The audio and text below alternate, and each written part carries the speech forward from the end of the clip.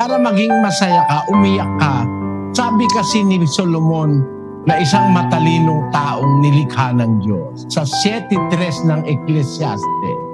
Kapanglawan ay maigi kaysa pagtawa, sapagkat sa kapanglawan ng mukha ay sumasaya ang puso. May sikreto yung salita na yan eh. Ang tao, pumapanglaw yung mukha niya pagka merong mga iba-ibang problema sa buhay.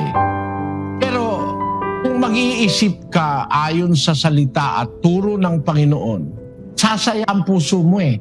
Pagka mapanglaw ka na, sasaya ang puso mo. Alam mo kung bakit? Basahin natin sa Juan, Kapitulo 15, versikulo 19. Kung kayo'y taga-sanglibutan, ay iibigin ng sanglibutan ang kaniyang sarili. Ngunit sapagkat kayo'y hindi taga-sanglibutan, kundi kayo'y hinirang ko sa sanglibutan, kaya napopuot sa inyo ang sanglibutan. Alalahanin ninyo ang salitang sa inyo'y aking sinabi. Ang alipin ay hindi dakila kaysa kaniyang Panginoon. Kung ako'y kanilang pinag-usig, kayo man ay kanilang pag-uusigin din. Pag naaalala ko yun, natutuwa ako eh. Kasi pagka pinag-uusig ka, pinagsasabihan ka ng sari-saring masasama, parang nalulungkot ka, di ba? Minsan mapapasimangot ka eh. Pero sabi niya, aalalahanin niyo lagi yung sinabi ko sa inyo. Alipin ka, ako Panginoon mo, sabi niya. Ako nga Panginoon, pinag-usig nila, ikaw man pag-uusigin. Natutuwa na ako. Bakit? Ibig sabihin pala, alipin ako ni Kristo. Kung paano siyang pinag-usig, pag-uusigin din ako. Nangyari sa kanya, mangyayari rin sa akin. Kaya nga ako'y nagkaganito, nakarating ako ng Brazil dahil sa pag-uusig sa akin. Sari-saring kasinungalingan ang inimbento para ako ipakulong. Ngayon, natutuwa na rin ako. Masaya ang puso ko. Naisip ko yung sinabi ni Kristo at sinabi ni Solomon.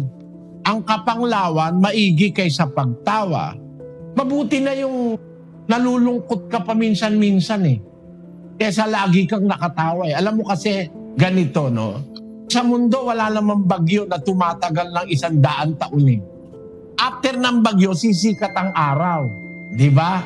Nakangiti ka na ngayon. Kung ikaw ay laging nakatawa, ang expected mo nun, dadating ang panahon, mawawala yung tawa mo. Kung ikaw na mismo ang magmapanglaw, ang maaasahan mo ngayon ay darating din yung araw na tatawa ka. Diba? Basahin natin ang Mateo. Ganito ang sinasabi ng Panginoong Hesukristo. 5:11 kapatid na Daniel.